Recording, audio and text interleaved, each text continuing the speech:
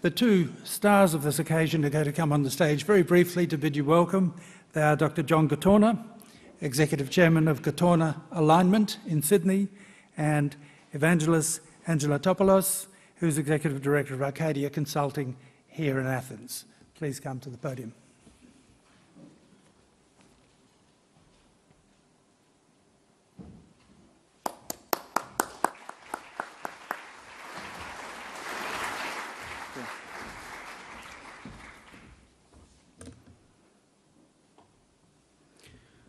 Ladies and gentlemen, welcome to Athens. As the co-host of 2015 Global Supply Chain Thought Leadership Summit, I would like to take this opportunity to welcome everyone to Athens. I'm thrilled to have every single one of you here today and to be in a position to say a few opening words to such an esteemed group of people. John and I decided to hold this summit in Athens, a city representing fusion between past glories and future aspirations. Not very far from the very place we are gathering today, many centuries ago, the most splendid flower of Western civilization blossomed, classical Greece at the golden age of Athens. The golden age of Athens lasted only 30 years. It was a time of immense creativity. New phenomena arose: political debate, literature, mathematics, philosophy, rhetoric, theater, architecture, sculpture. Classical Athens was the ideal environment in which emblematic global figures developed their ideas and theories. Socrates, Plato, Sophocles, Pericles, Aristotle. Two words define Greece during the classical age: defiance and struggle. Defiance, the birth of change and evolution that shaped individual and collective perceptions and attitudes. Starting from the 8th century kings, the regime progressively turns to aristocracy, oligarchy, tyranny, and ends up in the Athenian democracy. The Greeks defied the status quo and changed the regime, social structures, arts, and business practices. All I know is that I know nothing, Socrates, the father of philosophy said, challenging himself. Struggle, the word that encompasses all achievements of classical Greece. Struggle denotes the everlasting effort to achieve the optimum. It signifies fair competition and excellence. The Parthenon frieze is the best representation of continuous struggle. All facades represent a world in an ever-raging clash. All options are open. The struggle results is always close. Defiance and struggle. Having studied John Gattorna's thinking and work for a number of years, I am now certain that these two words lie at the core of his rationale.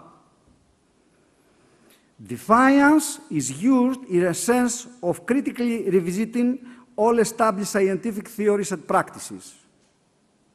Struggle in the sense of continuing improvement by means of never ending the quest of business perfection. Defiance and struggle. These two words, which leverage change in global business as well as in the management of the global supply chains, must be the drivers of our thinking in this summit. In every one of these previous summits, the bar was raised higher. We share a collective responsibility to continue this effort and in making this summit a true success story. As hosts of this summit, we are proud because we have brought together the crème de la crème of business and academia from across the globe. Needless to say, together we are an important global think tank. By the end of tomorrow, we should have achieved two objectives. We should have delivered outcomes and findings that will positively affect global business thinking and practices for the years to come. We should have to become sponsors of this country by voluntarily setting out a great business strategy proposal that will mark the rebirth of contemporary Greece and to be used as part of a toolkit to overcome the crisis. We have to think outside the box. We have to question all methods and thinking. We have to keep fighting until the critical path of perfection is brightly illuminated. John, thank you for the opportunity. Welcome to Athens. Thank you.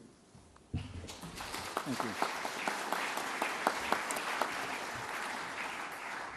Thank you, Evangelos. I'd like to add my welcome to all of you to Athens. It's a fantastic city, and for those of you who haven't been here, I think it'll be a wonderful experience. In Singapore, we chose to do this summit 3 years ago, centred on a hotel, but when we came to Athens to plan this 18 months ago, we decided we would work on venues, and I think you're going to be quite flabbergasted by the sorts of venues you're going to see, both here in the Megaron, later on today, when we go down to Zappian Hall, which is one of the buildings associated with the new era of Olympics in 1896, and later on when we have our gala dinner. But I just wanted to, apart from welcoming you, it's a fantastic sight up here to see out there, you know, the creme de la creme of global supply chains. All of you are here. I know most of you, and you know, in a sense, you represent as a group the independent republic of the supply chain. It's a phrase I use a lot because I think it crosses borders and it does a lot of good for the world economy. The theme, though, building dynamic institutions in the new network world, is really the theme we decided, and then we built all the topics that you're going to be discussing over the next 2 days around that. And I must admit, the older I get and the grumpier I get, the more I realise that, you know, it's all about the way we put people to work in organisation structures. And I must admit, I'm exasperated to some extent with the way we hang on to the old vertical structures, which are now well and truly flawed. And I know a number of you in this audience are already experimenting with different ways of putting your people to work in multidisciplinary clusters that will focus on customers rather than driving this vertical structure that we've been used to. In my view, you know, we have to continue to keep our specialisms because we need them in production, manufacturing, logistics and so on, but we also have to recognise that customers today are moving so fast that the old vertical structures can no longer work together quick enough to respond the way our customers want, and therefore we need to start driving a horizontal flow across the organisation, and that requires revamping the headcount to do that. The reality is that supply chains are driven by people, and I know I'm talking to the converted. I know a number of you now agree with me there. It's not about technology. You're not going to hear that much about technology in this session. It's not about necessarily infrastructure. They're important things. We need them, but it's the people who make the decisions, particularly the customers, to make the decision to buy, and then the people inside businesses who make decisions every day. That's where we're going to get a huge, I think, value extraction as we look forward in the years to come.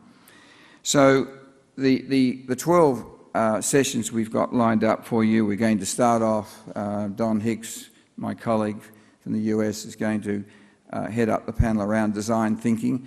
I've become an absolute design thinking advocate. But it's fascinating.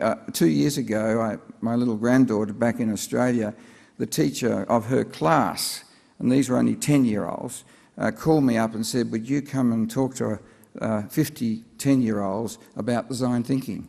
I couldn't believe it, you know. I mean, when I was 10-year-old, I wasn't thinking about design thinking and things like that, but here they are at this age being taught those sorts of things. So we're going to talk about design thinking principles, the outside in. I know Roddy Martin and I have been talking about outside in thinking now for a number of years, and get away from the inside out type of thinking. We're going to have a panel on digitisation because that ties it all together. We're going to have a panel on big data and big calculations. I know I spoke with Annette Clayton a couple of years ago, and I expressed my view that any corporation that's $1 billion or more, unless it's got analysts culling through the numbers and doing the analytics every day, then you're already going backwards. And there are a lot of organisations that don't have that. We're going to talk about disruption because it happens more and more, and we've got to get used to this reality of disruption and how to manage it. We can't avoid it.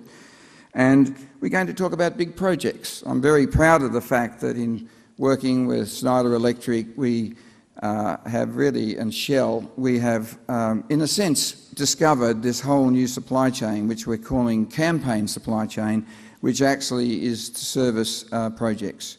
Project management's been around 1 million years, but very few suppliers have actually been well schooled in how to supply those projects, and we've really done a lot of work in that area, and we've got some great people on that panel, and one of them, Kostas Pavlakos, is the project manager of this fantastic new National Opera House and National Library that's been built here in Athens, which if some of you would like to see, he would be delighted, I'm sure, to arrange a tour for you.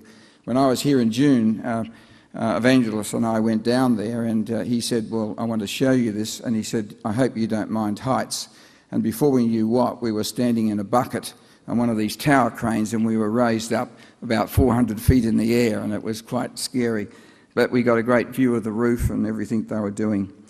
Probably the highlight on tomorrow morning will be the panel that will be chaired by Annette Clayton. She did such a fantastic job in Singapore that I asked her to do this again, and it was regarded in Singapore as the best panel, so it'll be interesting to see. We've raised the bar a bit, Annette, so you've got a big task there, but I'm sure that you're up to it, and we've got a very interesting discussion to get a female perspective of the supply chain world and running global companies.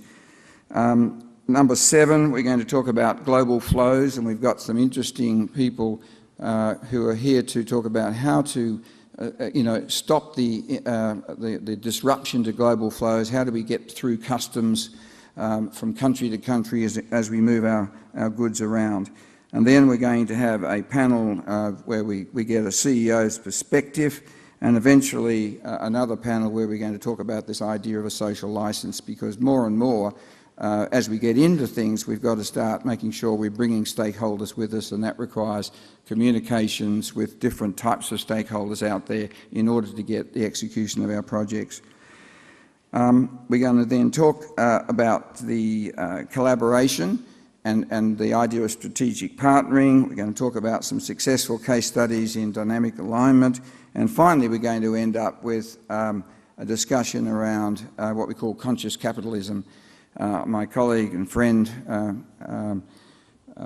Carlos Bremer from Brazil is going to chair that panel. I was down in Brazil in January, and I'd never heard of conscious capitalism, and now I know all about it. It's a more of an encompassing concept of trying to manage all your stakeholders, and because supply chain is so integrally involved in everything we do, this is going to be a very important and a great finale to the summit. So we're really, in many ways, what we're doing here is we're joining the dots. We're going to join all those dots up. We're going to try and make sense of the post-GSC, the post-China share market collapse world. I think we all need a sense of reference. I hope that you get that sense of reference and not only about the individual dots, but how they work together. And I hope that you have a fabulous experience over the next 2 days, not only in the content that is delivered, but in the great networking and great people that you got here as colleagues. So welcome and enjoy. Thank you. Thank you, Evangelos and John.